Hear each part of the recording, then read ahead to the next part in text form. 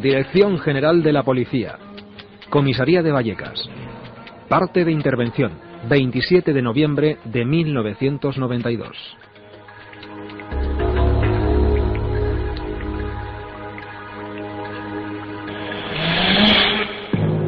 A las 2:40 horas, por el canal 7 de H50, llama el Z2 y manifiesta que una vez se ha entrevistado con la familia y observado el interior de la casa, se le ha puesto el vello de punta.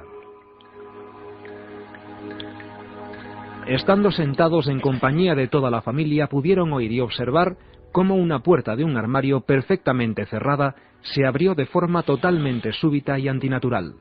Momentos después, pudieron percatarse cómo en la mesita que sostenía el teléfono aparecía una mancha de color marrón que el Z2 identifica como babas.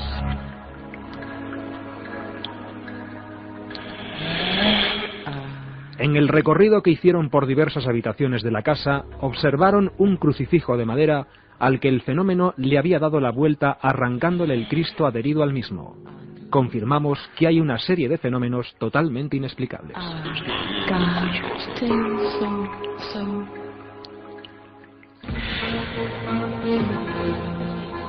La otra realidad. Milenio 3. En la cadena SER. Pues efectivamente, esto es Milenio 3, les habla Iker Jiménez, a la cabeza de un equipo de periodistas que va a hacerles llegar documentos verdaderamente exclusivos, que no podrán escuchar, se lo aseguro, en ninguna otra emisora.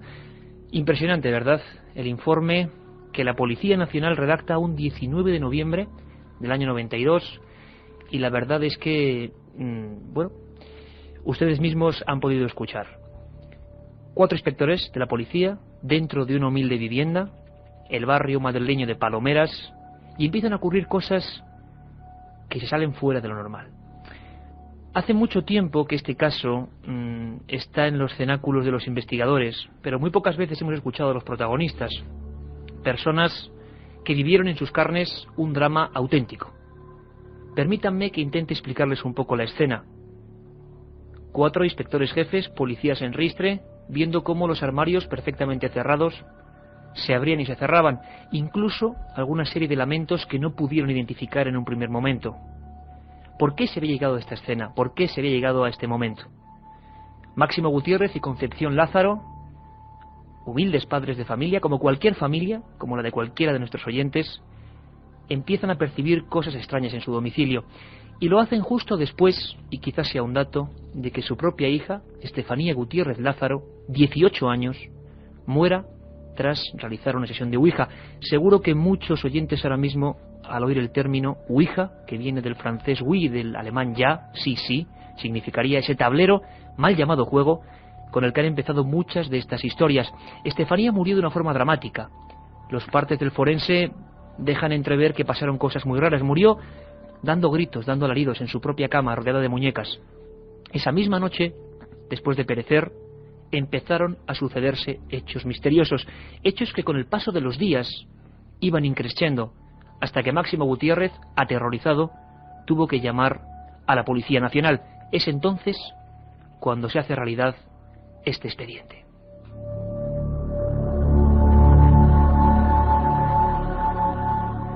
He tenido la oportunidad de estar varias veces en esa casa. Es una familia estupenda, gente de una pieza, y como tantas personas marcadas, por fortuna o por desgracia, por el misterio, les aseguro que no ganan absolutamente nada contando la historia, menos aún hoy en día, que parece que estos temas están tan al filo de la navaja, tan desprestigiados, y sin embargo les puedo decir que en su casa ocurrieron cosas muy raras. No solo ellos, los vecinos, que incluso no tenían que ver con la propia vivienda, habían observado escenas tan terroríficas como una sombra en el pasillo, como una voz que decía mamá saliendo del propio baño, del baño, digamos, anexo a la habitación donde murió Estefanía Gutiérrez Lázaro, una serie de cosas, un rosario de fenómenos que los expertos llamarían poltergeist. Esto que nos recuerda a la famosa película, ¿verdad? Poltergeist. Vendría del alemán, duende burlón, duende ruidoso. Pero qué tremendo es y qué poca gracia hace cuando le ocurre a uno mismo en su propio domicilio. Es el caso de una madre, a la que de verdad agradezco de corazón que se ponga ante los micrófonos de la cadena SER de Milenio 3, porque hace muchos años que no había roto su silencio. Concepción Lázaro, buenas noches. Hola, buenas noches. ¿Cómo estás? Pues mira, bien, ya pasó, bueno, no sabemos si ha pasado. La cuestión es que el profesor del Oso y el profesor Argumosa nos ha ayudado también muchísimo en estos casos, y bueno, pues nos hemos hecho caso a ello. Y por fortuna ha ido pasando un poco. Sí, exactamente. Aquellas horas tan dramáticas. Yo antes, cuando nuestra redactora Carmen Porter hablaba contigo, Concepción, una de las cosas a la gente que no recuerda esta historia o que no le haya escuchado, lo que más le puede impresionar es este informe que hemos leído, ¿verdad? Este informe real. Sí. La policía, recuérdenos, Concepción, a toda la audiencia de Milenio 3, ¿qué pasó aquella noche? ¿Llamaron ustedes a la policía y qué ocurrió? Bueno, ya llamó mi marido a la policía, como lo has resumido tú, y resulta que, bueno, pues vinieron y estuvieron en la habitación mía, en la de matrimonio, sentados encima de la cama, y nosotros aquí en el salón, a oscuras, para ver si se veía algo, cuando sintieron como una piedra aquí en la terraza. Bueno, pues se levantaron corriendo y vieron que, bueno, pues que no había nada, que no había nadie, ni nada de nada, y que, bueno, pues era extraño. Pero en ese momento resulta que, bueno, pues la puerta del mueble bar se abrió sola, sin saber motivo ni razón. Y claro, pues en ese momento pues estaban con miedo de todo lo que estaba pasando y un policía sacó la pistola. ¿Llegó a sacar la pistola apuntando a qué, Concepción? Apuntando a la puerta. Y bueno, pues luego descubrieron que no había nada en la puerta, que era increíble. Bueno, pues un policía se salió al pasillo de fuera del corredor y dijo que aquí en esta casa no volvería a entrar más. Claro, no había nadie a quien disparar, ¿no? Exactamente. Concepción, una cosa muy importante, y sé que para usted es duro recordar esos momentos, pero le aseguro que pueden ayudar a mucha gente que está sufriendo las mismas cosas y que no sabe ni a quién acudir y a veces callarse. El silencio es una cosa terrible con estos casos. No, bueno, yo lo he dado, o sea, lo he en televisión, en la radio, todo. Lo que pasa que bueno, pues cuando hemos salido en antena, resulta que hay muchas personas muy crueles y se han metido con mis hijos. Y ahora incluso, con el tiempo que llevamos, yo me he enfrentado a muchas personas, pero chicos de 18, 19 años, y que se han metido con el niño y le llaman fantasma. Realmente la gente es cruel cuando no entienden las cosas, porque su hija, Estefanía Gutiérrez Lázaro, 18 años, era practicante de la Ouija, ¿verdad? ¿Qué ocurrió? ¿Qué ocurrió aquella noche en que ella dejó de vivir, por desgracia? Eso fue espantoso. Bueno, pues vino de estar con el novio en el parque. Cuando el novio se fue, estuvo cenando aquí el novio con ella, y bueno, pues se fue y ella me dijo, dice, mamá, me voy a la cama. Digo, vale, hija. Cuando nada más que acostarse, se puso encima de la cama, sentada, diciendo que le dolía mucho la cabeza y echando espuma por la boca. Cuando llamé a la doctora, me vino y me dijo que llamase a mi familia. Y la dije que por qué motivo. Y ella, antes de todas estas cosas, me hacía unas cosas muy raras, muy extrañas, se quedaba como en coma y empezaba a poner voces, digamos. Sí, entonces yo la dije en una ocasión, digo, Estefanía, ¿ves algo, hija? ¿Ves a personas así? Y me decía que sí, que veía personas agarradas de la mano, todas, y que la estaban llamando, pero que ella no veía la cara. No veía el rostro. No, nada más que lo que es el cuerpo, y que la llamaban. Desgraciadamente, Concepción, lo decíamos en el informe, su hija fallece en la casa, ocurre un trauma tremendo para toda la familia, y a partir de ese momento empiezan a pasar cosas. ¿Qué les ocurría en su casa, en el barrio de Palomeras? ¿Qué ocurría? Pues nos tiraban los vasos, se movían las cosas, nos abría las puertas, y bueno, pues en resumidas cuentas, que incluso se ponía en el pasillo. ¿Llegabais a ver algo en algún momento, alguna figura? ¿Cómo era?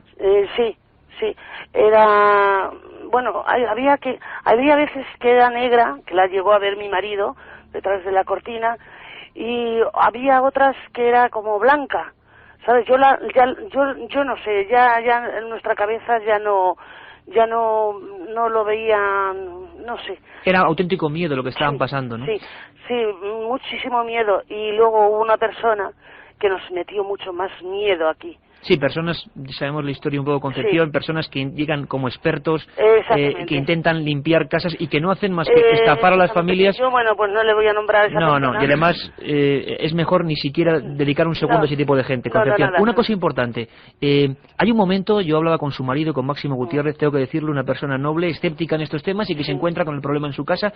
Yo pido a la audiencia, por favor, que se imagine la escena. Una casa que yo he visitado absolutamente normal, el trauma de lo que ha ocurrido y que empiezan a pasar cosas aparentemente imposibles. Sí. Llegaron ustedes a dormir en el salón toda la familia, aterrorizados porque en el mismo pasillo ocurrían cosas, ¿no, Concepción? Sí, exactamente, nada más que morir mi hija, bueno, pues decidimos de dormir en el pasillo porque los niños tenían pánico, tenían mucho miedo a todo lo que pasó o sea, en el salón, perdón, tenía muchísimo miedo de lo que pasó a su hermana. Entonces dormimos en el salón unas noches cuando yo vi que, bueno, pues la puerta se abría. Y le dije a mi marido, digo, mira, un viernes que no trabajas, digo, vamos a quedarnos aquí todos, a ver si puede ser de mi mente. Digo, que nos vamos a quedar todos aquí en el salón, lo vamos a comprobar a ver esto. Y cuando, pues sí, se abría la puerta, mi marido corriendo puso la mesa de mármol que teníamos y puso unos módulos que también teníamos y bueno, pues empujaba la mesa y empujaba los módulos. Delante de ustedes. Delante de nosotros. Durmiendo en el salón, es el año bueno, 92. Esa noche estábamos despiertos, que no es que estábamos, es que estábamos despiertos y veíamos cómo empujaba la puerta y la abría. ¿Cuál ha sido el peor momento de toda esta larga historia, Concepción? Para usted, ¿cuál ha sido el momento más dramático que más miedo ha podido pasar con estos fenómenos? Pues el momento, pues no lo sé, porque han sido todos, porque mira, te lo estoy contando y no nos están pasando ahora cosas y a mí me se está poniendo el vello de punta. Hay una foto que yo guardo especialmente cuando estuve en su casa, Concepción, que usted me mostraba, que es impresionante, yo la recogí para uno de mis libros, y es la fotografía de su propia hija, la única fotografía de Estefanía, que empezó a arder dentro del cristal, sin oxígeno. ¿Qué pasó? Exactamente. Bueno, pues fue un domingo que íbamos a ir nosotros al cementerio, cuando por la noche, sin saber motivo ni razón, empezó a arder y tenía yo suelo de cintasol y tenía un tapiz que ese tapiz ni salió ardiendo ni el suelo de cintasol salió a arder. Cuando entro yo por la puerta y digo, uy, ¿y la fotografía de mi hija? Digo, ¿dónde está? Cuando miro al suelo y estaba ardida en el suelo. Por dentro del cristal. Por dentro del cristal, que todavía la conservo. Sí. O sea que era impresionante. Fue una cosa fuera de serie. Y yo la oigo a mi hija que me llamaba, mamá. Y yo me volvía... ¿Y era la voz de su hija, Concepción? Sí. Y yo por la noche la oía decir, mamá. Y digo decía yo a mis hijas, ¿sois vosotras las que me habéis llamado? ¿Os pasa algo? No, mamá, nosotros no te hemos llamado. Y entonces ya me quedaba yo, pues, sorprendida. La policía Concepción estuvo aquella noche histórica para los temas extraños, 19 de noviembre del 92, no le dio ningún consejo, ¿verdad? ¿Qué iba a decirle la policía? No, nada más que llamase al investigador famoso. Y realmente no pudieron hacer absolutamente nada, se fueron de aquella noche y no volvieron nunca más. No, en absoluto. Más, los he vuelto yo a llamar y aquí a mi casa no han venido. Concepción, simplemente queríamos tener su testimonio, decirle que estamos con ustedes para cualquier cosa que nos necesiten y que su testimonio es muy importante para mucha gente, como veremos hoy, que están viviendo esas cosas y no saben ni a qué acudir. La información puede ser el primer arma para combatir esto. Sabemos que no está pasando ya nada en su domicilio, que se ha mitigado todo y les deseamos de corazón que eso sea así para siempre. Yo le dije al profesor Jiménez del Oso una vez que se me había puesto la bombilla blanca por dentro con humo. Cuando me dijo, dice, tírala por el balcón. Dice, tírala cuando no haya nadie por el balcón. Eso es lo que hice. Y ya no se han vuelto más a poner. Este señor, como el otro, me han ayudado muchísimo. Lo sabemos, Concepción. Gracias. Se lo agradecemos mucho de corazón y ayuda a mucha gente que está pasando ahora mismo, y hoy conectaremos con ellos, escenas de este tipo. Muchas gracias y que de verdad nada vuelva a olvidar a su familia. Un abrazo. Muchísimas gracias. Adiós. Salvador Ortega, investigador policial y experto en criminalística con 37 años de experiencia. Fue uno de los investigadores de los sucesos de la Casa Maldita.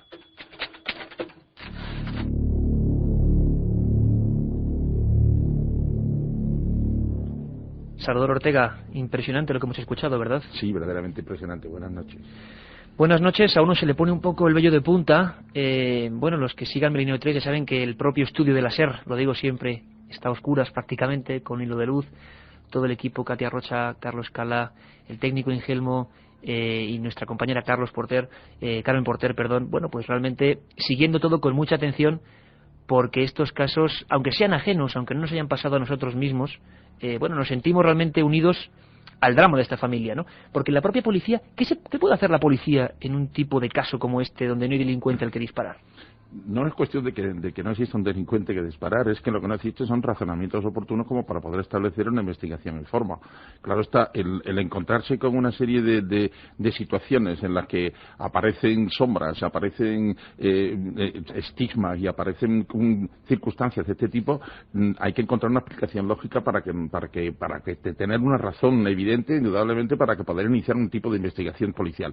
Ahora bien, cuando nos encontramos ante fenómenos de este tipo, en el que se dan, porque según ha contado la madre, ahí se han dado una serie de circunstancias completísimas, indudablemente, para pensar que estamos ante un caso típico de posterioridad. Ahora bien, desde un punto de vista policial, y yo pienso siempre de la forma concreta, hay circunstancias que tienen que ser explicativas para poder iniciar un proceso de este tipo.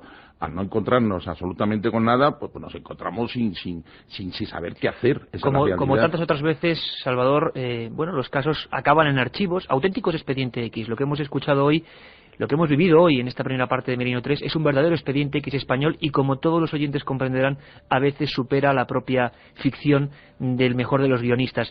Salvador Ortega, con su amplísimo bagaje profesional, investiga un caso apasionante, un caso que sería una casa maldita, una casa encantada, desde otro punto de vista. Escuchen muy atentamente, porque luego con Salvador hablaremos de uno de los casos más raros a nivel criminal, un caso de la casa maldita de Antonio Grilo en el propio corazón de Madrid. Rosario de hechos truculentos, criminales, que seguro que han puesto también, bueno, la carne de gallina, muchos oyentes, ocurre en un mismo lugar. Ahí está el misterio a nivel policial. Una casa concreta en la calle Antonio Grilo, en el distrito Universidad, 59 escalones, exactamente igual desde hace muchos años, desde 1879, donde se construyó sobre un suelo además también muy especial. Salvador, un caso impresionante y policialmente, bueno, diferente a todos, ¿no? Sí. 8 muertes en el mismo lugar, en diferentes épocas, con diferentes circunstancias. Sí, efectivamente. Sí. No podemos tratar este tema igual que ocurre con la versión que nos acaba de dar la madre de la chica que falleció, en el estado que falleció. Pero indudablemente hay una serie de circunstancias que vienen a redundar en el ánimo de los demás. Y policialmente esto es un caso investigable. Tenemos 3 muertes, tenemos indudablemente explicaciones lógicas que dar en una investigación y que nos llevan después a nosotros. Pero sin embargo, si vamos a tratar sobre todo este padre que en una inmolación familiar, pues hay llamadas del más allá, llamadas que él siente, situaciones que indudablemente, si nos ponemos a pensar que el cerebro puede jugar malas pasadas, que podemos llegar incluso hasta denominar que puede ser factibles de fenómenos esquizofrénicos, ¿no? Pero la realidad la realidad es que el cerebro te gasta muy malas pasadas y además son bastante comunicativas y que te van trascendiendo en los mismos familiares, en las personas que asisten a estos temas. En el caso de esta casa, pues tenemos una casa en la que se han cometido 3 asesinatos. 3 asesinatos, uno de ellos con 6 víctimas, ¿no? 7 víctimas, porque al final el sastre José María Ruiz Martínez se descerrajó la tapa de los sesos con un disparo. Salió al balcón, como nos contaba Carlos Barroso en la introducción, mirando al cielo, diciendo: ellos me obligan. Y lo más misterioso de esta historia es que, si bien en 1948 apareció ese cadáver encima de la cama, tendido, una especie de ajuste de cuentas, en la misma casa, en el mismo inmueble, ese tiempo después, este hombre ponía fin a la vida de sus 5 hijos. No sabía probablemente que estaba en la misma habitación, en el mismo lugar o en la misma casa del crimen anterior, y con un cuchillo de cocina, desplazándose como una sombra, mató a Mariloli de 14 años, Adela de 12, José María de 10, Juan Carlos de 5, y luego él a su propia mujer a martillazos. José María Ruiz Martínez era una persona completamente normal que un buen día, como dice Salvador Ortega, empieza a recibir extraños anónimos que hablan de cédeme cabeza, te llevaré a Oasis, mensajes supuestamente incluso extraterrestres, y lo que es increíble en la ficha de esta casa maldita de Antonio Grillo es que 2 años después, con otros inquilinos, la madre, una de las madres que vivía en ese inmueble, ante el juez dice que se trastorna en esa misma habitación y cuelga a su propio hijo de la percha, ahorcándolo completamente ensangrentado.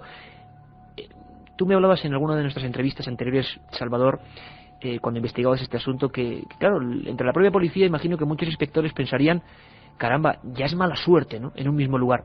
Puede que un lugar atraiga de alguna forma, y es a lo que vamos, el mal, lo negativo, la energía, no sé. Sí, sí. Yo soy de las personas que pienso que evidentemente estoy más en el lado de la concreción y en el lado naturalmente de aquello que es tangible. Por tu propia profesión, evidentemente. Efectivamente. Y que todo aquello que tenga una aplicación lógica hay que buscarla. Eso es lo normal. Sin embargo, no cabe la menor duda de que existen esas condiciones raras y esas condiciones fuera de lo normal que se han dado en una misma casa. O sea, ahí hay el primer crimen que se comete, parece ser que es un ajuste de cuenta entre homosexuales o una riña de desamores. El segundo crimen es el del sastre, que también tenía su explicación. Este fue un poco más raro, ¿no? Efectivamente, fue más raro porque intervinieron pues anónimos, incluso cartas que pudieron postdatarse, personas ajenas a todo el tema. Después encontraron explicaciones lógicas de que este hombre incluso estaba siguiendo tratamiento psiquiátrico y que el psiquiatra se asustó de ver el estado en que estaba y le pidió a él indudablemente que la próxima visita que le hiciera fuese su mujer con él. ¿Y el último caso, Salvador? Y el último caso es el de una chica joven que está viviendo con su hermana, que queda embarazada de su novio, que era gruesa y pudo guardar el embarazo durante todo el tiempo de la gestación, y que luego después, cuando ese niño nace, pues para guardar su vergüenza, para no enfrentarse con la realidad de la época en que estaba y vivía entonces, pues naturalmente lo que hizo fue lo estranguló.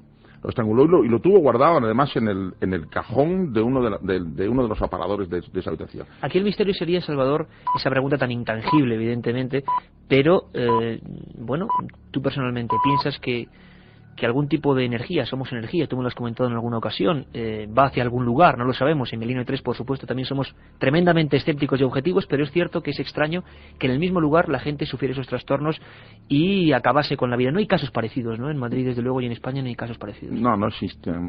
Hay casos de circunstancias parecidas, de coincidencias parecidas, pero como este, y creo recordar además, porque claro, las investigaciones se llevaron en distintas épocas por distintos componentes policiales que fueron los que intervinieron directamente en este tema. Cuando luego después recoges un dossier y vas relacionando una situación con otra y vas incluso intentando penetrar en la escena propia del crimen, ves que en la misma casa que creo que ocurrió lo del desastre, ocurrió también lo de la chica el parricidio, el infanticidio que se cometió. Te da lugar a pensar que efectivamente hay situaciones no explicables, y pongámoslos entre comillas. Yo soy una de las personas que evidentemente pienso que el hombre, creo que te contesté diciendo que el hombre era policombustible, que es energía pura y que va agotando sus propias energías a lo largo del trozo y de la época de tiempo en que permanece en vida, al menos visiblemente en vida para nosotros. Después hay una energía y que no sabemos nunca dónde va. El hecho de poder pensar que existen energías negativas, negarlo sería absurdo. En pensar que existen, creo que da lugar y pie a ello muchas facetas de la vida en las que nos tenemos que enfrentar con ellas cara a cara. Luego, ¿cómo actúan? Es lo que no sabemos. ¿De qué depende? Tampoco lo sabemos. A mí me gustaría saber, en el primer caso, en el de esta chica de Vallecas, me gustaría saber si se han hecho pruebas de cuando esa mesa se mueve, cuando esa puerta se abre, si se han hecho fotografías en infrarrojo, si se han analizado situaciones y temperaturas, no temperaturas, sí. Hay muchas cosas por hacer ahí y a lo mejor nos tropezaríamos indudablemente con alguna circunstancia inexplicable que nos pondría, pues eso, el vello de punta, indudablemente. Efectivamente, Salvador, es el sentido de Milenio 3, ¿no? Aquí no estamos hablando de ocultismo barato, de esoterismo, estamos hablando con los mejores especialistas en sus ramas, como lo hicimos en el programa pasado y en esta ocasión dándonos cuenta, esbozando, intentando vislumbrar que en algunos casos pasan cosas realmente extrañas, que al menos de momento nuestra ciencia y nuestra técnica policial no llega para resolverlas. Un dato importante antes de conectar con Cadena Ser Valencia, la Cadena Ser en Valencia, donde tenemos a Francisco Contreras con un caso, el último gran caso, impresionante. Salvador, una cosa importante, esa casa estaba edificada sobre un sitio especial también, ¿verdad? Sí, en todas las investigaciones que se han hecho después, y normalmente datadas a la época en que los hechos han ocurrido, se llegó al descubrimiento de que en aquella zona hubo en tiempo pues un antiguo cementerio. Y este cementerio llegaba parece ser que desde bastante abajo de la calle de lo que hoy es San Bernardo hasta incluso la propia calle Grilo.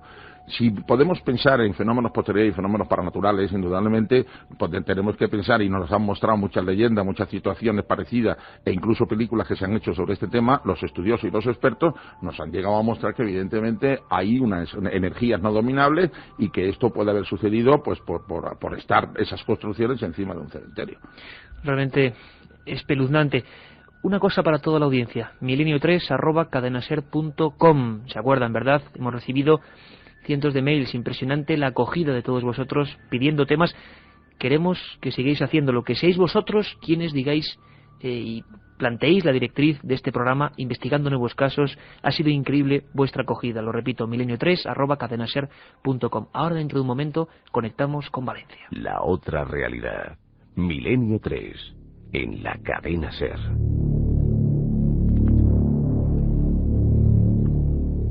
Seguimos haciendo esta especie de rueda informativa por España. Estuvimos con ese terrible caso Vallecas. Hablamos de la Casa Maldita con Salvador Ortega, uno de los investigadores, un caso policial impresionante. Y ahora no nos quedamos quietos, Milenio 3 jamás para. Nos vamos a la Cadena Ser en Valencia, donde está Francisco Contreras. El último caso español investigado por la Policía Nacional tiene lugar en Valencia, en Chirivella.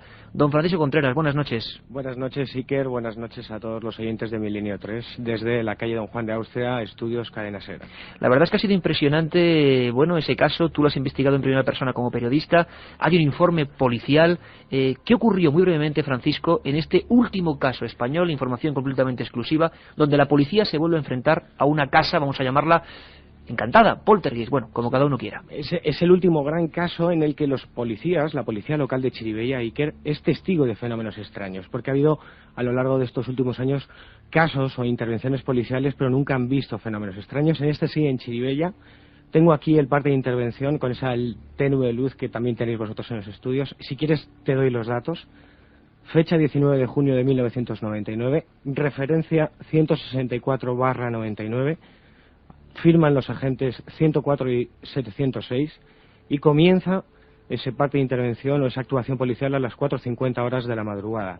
Si quieres, Iker, te leo rápidamente algunas partes de este informe. Por supuesto. Que dan detalles escalofriantes para la audiencia. Cuando los policías que suscriben patrullaban el servicio de vigilancia por la población, son requeridos por base para personarse en el domicilio arriba indicado por molestias de ruidos. Que personados en el lugar referenciado se pueden escuchar repetidos golpes sin poder determinar la procedencia de estos. Que una vez descartadas todas las posibilidades lógicas del origen de los golpes, se desconoce por completo esta, informando a la fuerza actuante que se trata de un caso desconcertante. Así fue aquel encuentro entre las fuerzas de seguridad del Estado y lo desconocido. Probablemente, Francisco, el último expediente X. Consideramos siempre, y que la audiencia pues vaya acostumbrándose, expedientes X a todos esos informes, como hoy estamos viendo, donde la policía, donde los jueces, donde los propios militares son testigos de fenómenos que no se pueden catalogar. En este caso, una periodista de Canal Nou tuvo la oportunidad, iba a decir la fortuna o la desgracia, eso nunca se sabe. No, desgracia. La verdad es que, fue increíble el hecho de que ella misma, prácticamente y con la policía, se coló en el inmueble donde estaban ocurriendo cosas muy raras. Un niño también era protagonista y vivió cosas estremecedoras. Pudimos hablar con esta compañera periodista, pudimos hablar con ella y realmente nos contaba una cosa escalofriante. Lo resume de esta forma. Primero una serie de golpes extraños que se oían en la pared. Yo no supe apreciar exactamente en qué pared porque eran como unos golpes que retumbaban, ¿no? Así como con mucho eco. El niño estaba solo en la habitación y todo el resto de gente estábamos en el salón. se empezaron a oír primero golpes, ya digo, fuertes, y en fin, aquello empezó a ponerse un poco tenso. Después se oyeron como golpes de persiana. Cuando bajas una persiana muy fuerte que cae de golpe, pues se empezaron a oír ruidos similares a eso, ¿no? Una persiana que bajaba fuerte. Caía agua del techo de su cuarto. Había como gotas, el techo humedecido. Se oyeron también pasos en el piso de arriba, en un piso en el que no vivía nadie. Salvador, a nivel policial, cuando los inspectores investigan estos hechos, ¿se es muy reacio para redactar esta información o hay que hacerla porque es una intervención más? No, sin duda tiene que...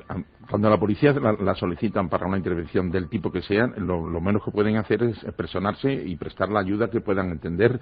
Lo único que ocurre es que cuando se encuentran ante fenómenos de este tipo, indudablemente no existe una verdadera reacción policial como pudiera ocurrir en cualquier otro tipo de delito, ¿no?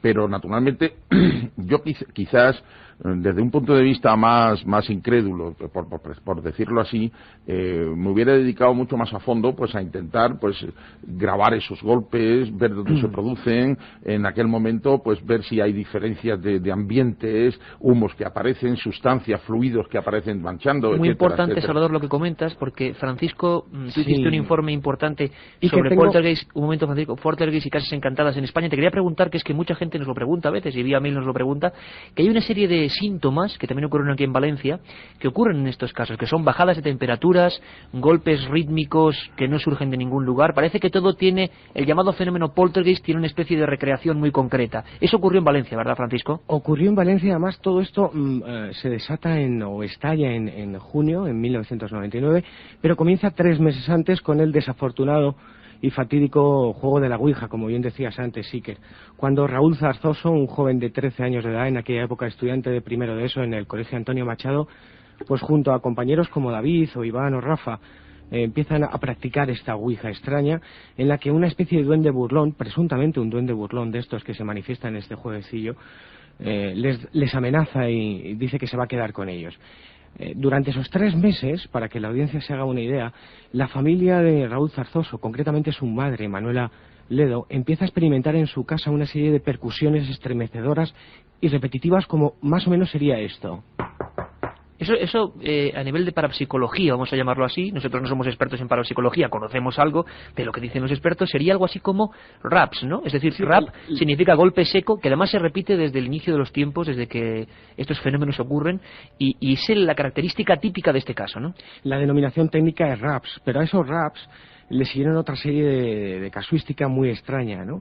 Hacía mención Cristina Vallés, excepcional reportera del canal autonómico valenciano, que pudo hacer un reportaje sobre esta casa misteriosa, que veía cómo se materializaban una especie como de líquido cristalino, ¿no? De gotas de agua, ¿no? Que se llaman aportes técnicamente. Curioso que solamente hay 2 casos más en España con este tipo de fenomenología, uno en Madrid, en la calle Marqués del Monasterio número 11, en el Baúl del Monje, en una tienda, en un anticuario, y otro que ocurrió en el año 91 en Málaga, en la sede de la editorial Plaza y Janés, el mismo fenómeno exactamente, Iker, pero había más sucesos extraños, ¿no? Inexplicables, como era el movimiento de pequeños objetos por el interior de las habitaciones, las camas temblaban, sombras errantes se desplazaban por el interior del piso, ¿no? Por los pasillos y las habitaciones. Unos fenómenos, además, que pudieron ser contemplados o experimentados no solamente por Manuela Ledo y Raúl Zarzoso, los protagonistas de esta historia en Chirivella, sino por Luis Ledo, Manuela Bonet, los padres de Manuela, el cuñado de Manuela, Manolo Herrera, incluso una amiga, María Luisa Guerra. Y yo te voy a dar un dato en exclusiva. Milenio 3 va a dar un dato en exclusiva sobre este caso, Iker, aprovechando que además está ahí Salvador, que es que los policías volvieron a actuar en esa casa, volvieron a acudir a la llamada, a la petición de auxilio de esta familia, concretamente la noche en que Cristina Vallés y Tere Roch grababan ese reportaje para el canal autonómico valenciano. Bueno, pues uno de los agentes, en este caso el 706, con indicativo móvil 1, tuvo que salir de esa casa espantado por los raps, esos golpes repetitivos que sonaban en Chirivella. Se hicieron grabaciones, tenemos esos documentos sonoros grabados y algún día en Milenio 3 nuestros oyentes lo podrán Seremos escuchar. los primeros, Francisco, en escucharlos. Un abrazo muy fuerte, gracias por esa información. El último poltergeist que realmente ha ocupado y preocupado a la policía española. La otra realidad. Milenio 3. En la cadena SER. Sigue esta información constante por toda España y nos vamos de Valencia, Salvador, a Sevilla, donde ha habido, parece mentira, estos fenómenos. Tú asentías, ¿verdad?, ahí ante el micrófono de la cadena SER cuando decían aportes. Son fenómenos que en todo este tipo de casos a nivel policial han ocurrido siempre, de la misma forma, ¿no? Suelen ser repetitivos, o sea, hay una serie de circunstancias y de fenómenos de este tipo que aparecen en estos casos. Hombre, si tenemos que pensar que el simple hecho de tener un juego donde aparece un abecedario completo con una serie de números, y aparece un indicativo que a veces hemos escuchado jugar al vasito, o un vaso que se tiene que mover con las manos puestas de todos encima del vaso, a veces pues yo he sido testigo donde el vaso era empujado por más de uno. Esa es la realidad. Ahora bien, ¿te empuja a ti a alguna fuerza a empujar ese vaso, o es realmente la fuerza la que mueve el vaso? También el creer que todo esto puede ser desencadenante de ese propio juego me resulta un poco extraño, pero sin embargo las pruebas, ¿no? Efectivamente, las pruebas están ahí. Esto se repite. Hablamos de espíritus burlones. Lo que sí en realidad tenemos que poner entre comillas y hacerlo con bastante discreción es hablar naturalmente de presencia de espíritus, o a veces o de energía. No sabemos cómo funciona nuestro cerebro, no sabemos hasta dónde es capaz de llegar en cualquier momento, no sabemos en qué punto podemos dominar o dejar de dominar una fuerza que puede ser que con los años venideros podamos tener noticia de ello. Pues posiblemente seamos nosotros los que proyectemos y reflejemos esto. Lo que pueda ocurrir después, naturalmente, nos deja escamar, no encuentro explicación para poderte decir efectivamente por qué esto se desencadena, y sobre todo cuando estos fenómenos son repetitivos cada vez que se producen. Pero es apasionante, Salvador, tratarlo desde el punto de vista policial, desde el punto de vista de la criminalística, porque nos damos cuenta de que hay mucho más de lo que parece, de lo que nos cuentan. Hay casos realmente que siguen ahí absolutamente sin resolver. José Manuel García Bautista está en Sevilla, es uno de nuestros colaboradores y corresponsales en el sur, porque precisamente ahora, y Milenio 3 siempre está al cabo de la calle, al cabo de la actualidad, está ocurriendo en el barrio de la Macarena uno de estos hechos que ha motivado la atención policial, se está llevando con mucho sigilo y están ocurriendo. Tenemos poquito tiempo, José Manuel, estás en el lugar, dime qué ves, dónde es el lugar, o bueno, cómo es ese sitio exactamente, pero ¿qué ha ocurrido en estos últimos meses en Sevilla que tú tan afanosamente estás investigando? Pues sí, buenas noches, Iker. Pues ahora mismo nos encontramos justamente en un solar que hay en ese barrio de la Macarena, que se ha ganado por derecho propio también el apelativo, el calificativo de maldito, ¿no? Quiero que os ubiquéis, es un lugar, ahora mismo hace fresquito aquí en Sevilla, es un lugar de unos 50 metros por 25, en plena obra, junto a unas ruinas prerromanas, y en las obras ya hace tiempo que se dejó de trabajar, vaya. El tiempo en forma de óxido ha dejado ya huello en los cimientos de la obra, ¿no? Y aquí han pasado unos extraños fenómenos durante estos últimos meses. Esta historia que ha sido ampliamente investigada tanto por mí como por mi compañero, por Rafael Cabello, pues aquí ha sucedido básicamente apariciones de sombras, ruidos extraños también, un extraño fenómeno de apariciones a un vigilante de seguridad e incluso uno de los obreros de aquí de la obra. Podríamos calificar también como desapariciones de objetos en el sentido de una extraña fenomenología poltergeist. Los trabajadores que aquí desempeñan su labor hace semanas que ya tuvieron que abandonar atemorizados la obra. ¿Llegaron a abandonar la obra las personas que estaban allí por lo que estaba sucediendo? Esto está parado totalmente. Esto está parado totalmente porque es que no se quiere trabajar aquí. Y es cierto, José Manuel, porque vamos rapidísimo, tengo que decirle a la audiencia de Milenio 3 que tendremos los testimonios de esas personas. Sí. Queríamos solamente contactar con José Manuel para que nos hiciera un recorrido, pero es cierto que ha habido una serie de suicidios en el lugar donde luego han empezado a ocurrir los hechos, ¿no? Ha habido más que suicidios, Iker.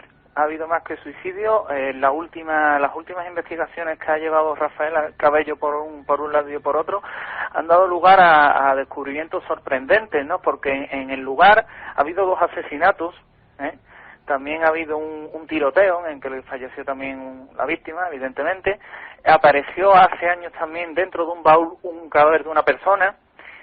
También un suicidio, como tú bien dices, un suicidio de un hombre que, bueno, la forma de morir fue aterradora. Se apoyó un machete contra el pecho, salió corriendo contra una pared y se rajó el corazón, literalmente. De todo esto hay documentación, hay fotografías, por supuesto, e incluso tenemos los testimonios de las personas que, evidentemente, en cuantito que estén procesados, tú sabes que Milenio 3 será el primero en tener esos datos, vaya. José Manuel, la verdad es que es impresionante realmente. Yo creo que merece la pena tratar el caso con profundidad, con esos testimonios, con esos documentos, porque es un caso actual, un caso que está ocurriendo ahora mismo y que está soliviantando a parte del barrio de la Macarena con sucesos escalofriantes. Merece mucho la pena tratarlo en profundidad y lo haremos. Un fuerte abrazo, compañero.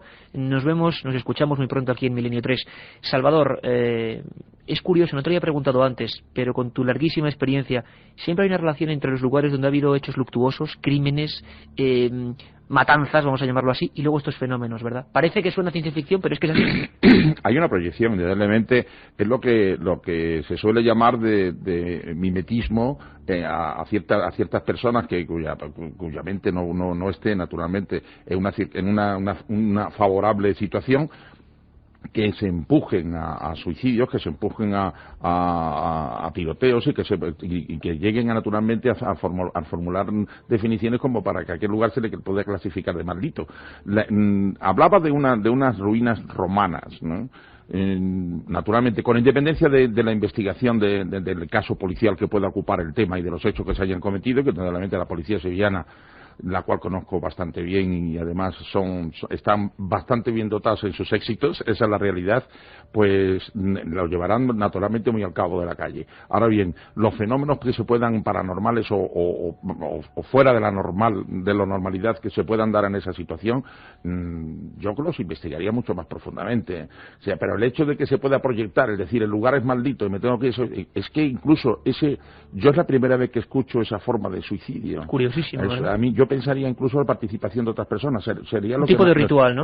Algo parecido, o un ajuste de cuentas, o intentar dar a parecer que los hechos aparezcan como suicidio y no sean tales, etcétera. Salvador, etcétera. tu experiencia como investigador policial, como experto criminalista, como uno de las personas que mejor y más profundamente ha investigado algunos de los grandes casos policiales de este país, yo te emplazo y te invito, sé que esto se queda muy corto, porque va a haber muchos temas en los que tú tienes que estar presente. Ya sabes que cuentas conmigo para este tipo de cosas, cada una vez que quieras. Un abrazo muy fuerte, Salvador, un auténtico placer tenerte aquí, como un placer dar paso a Carlos Barroso y a Carmen Porter, porque esta semana las noticias vienen cargaditas. Las noticias, el informativo de Milenio 3, ha dado mucho de sí esta semana. Ya verán, compruébenlo por ustedes mismos. Y el Palacio Real de la Ciudad Condal, el protagonista. Conocidas son las historias que hablan de sonidos misteriosos y sombras que se mueven por las galerías de los grandes palacios, pero en este caso han llegado hasta tal punto que los vigilantes de seguridad que trabajan durante la noche ya no quieren realizar su labor de supervisión en determinadas zonas. Enseguida hablamos de esto, será después de que Carmen Porter nos avance otras noticias para esta noche. Comenzaremos con los rostros más antiguos del mundo que han sido hallados en el suelo de la caverna La Marche al sur de Francia. Nos iremos hasta Egipto, donde han sido descubiertas 7 tumbas que datan de 1307 a.C. y han comenzado en Atapuerca una nueva campaña de excavaciones en el yacimiento arqueológico de Grandolina. Para terminar, hablaremos de la oposición de Carlos de Inglaterra a que se lleve a cabo la construcción de un parque temático sobre el conde Drácula. Y como adelantábamos hace unos segundos, Barcelona es nuestro primer destino. Se habla de ruidos extraños, objetos que cambian de lugar y sombras que se mueven en la noche. Fenómenos que han dado más de un susto a los vigilantes de seguridad del Palacio Real barcelonés. Carmen. Los guardas de seguridad aseguran que los cuadros se descuelgan solos y un piano que se encuentra en una de las habitaciones comienza a tocar una suave melodía. También en el Palacio de los Virreyes han acontecido fenómenos extraños, por lo que durante unas semanas los vigilantes se negaron a realizar las correspondientes rondas por el recinto. Un científico alemán ha redescubierto en el sur de Francia lo que podrían ser los rostros humanos más antiguos del mundo. Ha sido en la caverna de la Marche, en Lisa-le-Château. Las imágenes ya fueron localizadas hace medio siglo en el suelo de la cueva, pero después cayeron en el olvido. Son dibujos de gente real, hombres y mujeres en bata con sombreros y botas que pueden tener hasta 15.000 años de antigüedad. Y en Francia seguimos porque desde allí nos llega otro descubrimiento arqueológico sorprendente. Nos habla de él el corresponsal de la cadena SER, José María Patiño. La construcción de una carretera al sureste de Clermont-Ferrand, en el macizo central francés, ha dado como resultado el descubrimiento de una tumba colectiva singular. 8 caballeros galos yacen junto a sus caballos, todos tendidos sobre su costado derecho, el brazo izquierdo sobre el hombro del cadáver que le precede, con la cabeza hacia el sur y la mirada al este. ¿Qué significa? Ningún antropólogo lo sabe a ciencia cierta, dado que los galos tenían rituales funerarios extravagantes. La ausencia de materiales impide determinar el origen de los enterrados, en cuyos esqueletos no se observan tampoco traumatismos que revelen su participación en alguna batalla, bien contra las tropas de César o entre las propias tribus galas. Tampoco se descarta que hubieran fallecido en alguna muerte ritual, ya que los druidas, según dan a entender algunos textos, leían el futuro en las entrañas de los animales y en ocasiones de los humanos.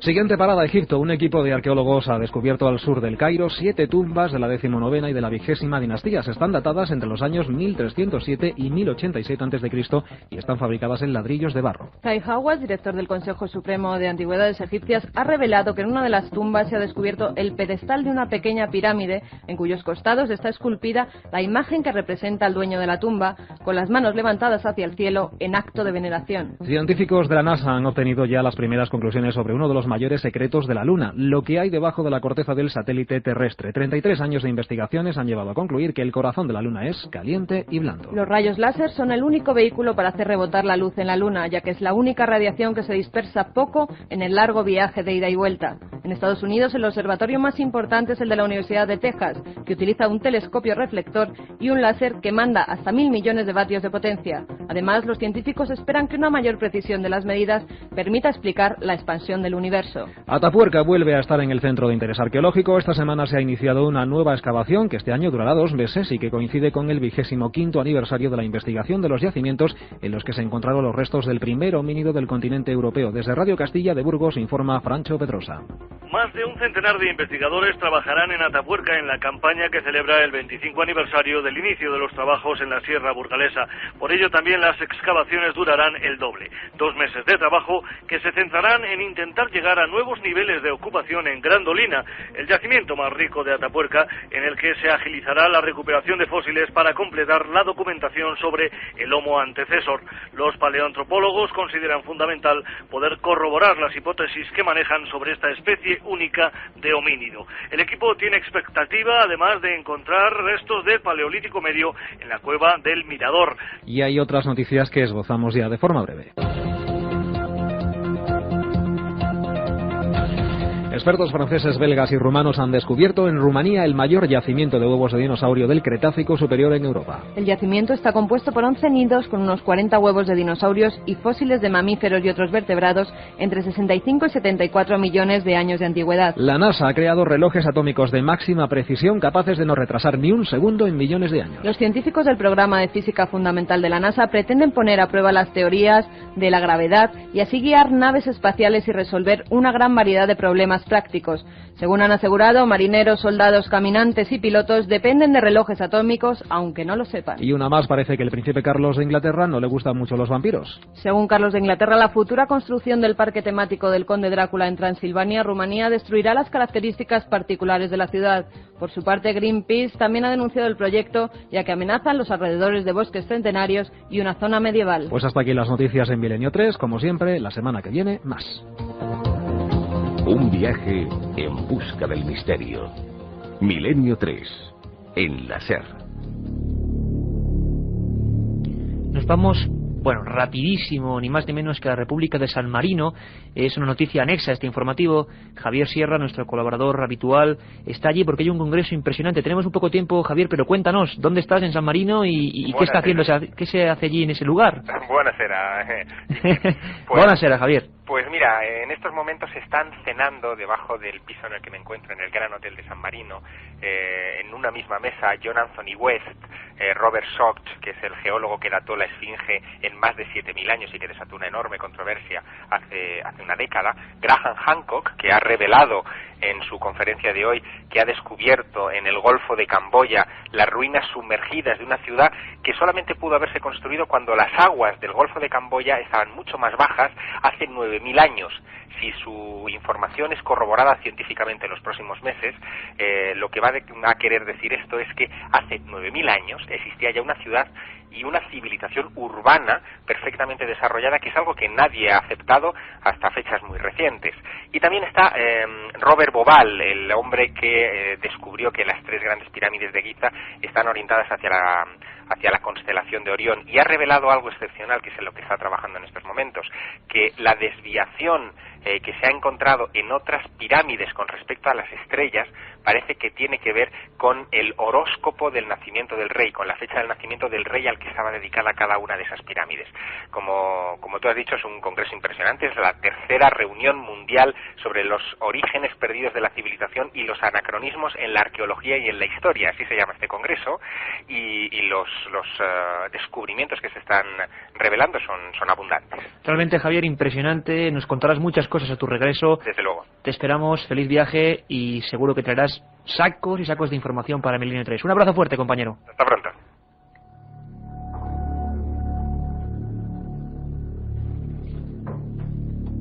Y tenemos ya, bueno, pues toda la comunicación de la gente que se ha puesto en contacto con nosotros, milenio3@cadenaser.com.